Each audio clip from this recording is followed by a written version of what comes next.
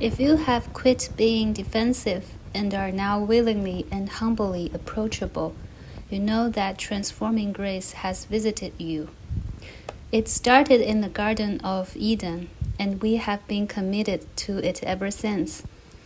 We all point the finger of blame, and we all work to convince ourselves that the party to blame is not us.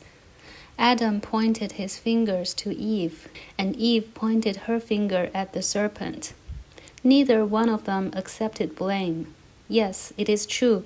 There have been generations and generations of finger pointers ever since.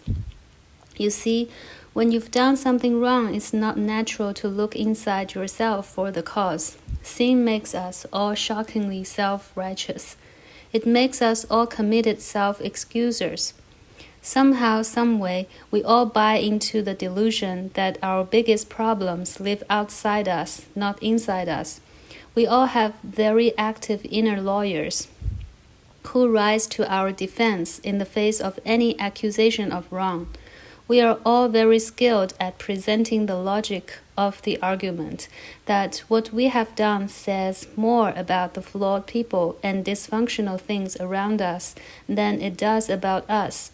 When our conscience bothers us because of the faithful convicting mystery of the Holy Spirit, we are all tempted to dodge blame by locating the cause elsewhere.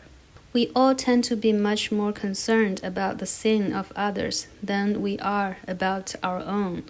But John says, if we say we have no sin, we deceive ourselves, and the truth is not in us. 1 John 1:8. Because accepting blame is not natural, it takes rescuing, transforming grace to produce a humble, willing, broken, self-examining, help-seeking heart. Only divine grace can soften a person's heart. Only grace can help your eyes to see what you need to see. Only grace can decimate your defenses and lead you to confess.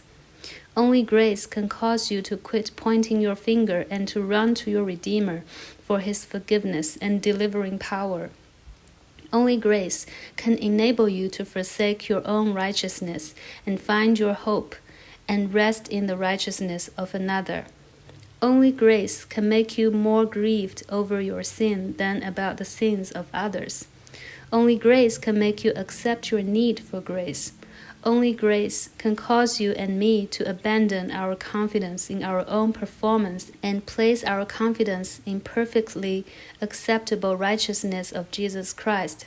Only grace can cause us to put our hope in the only place where hope can be found, in God and God alone. Every moment of defensiveness argues how much the grace is still needed.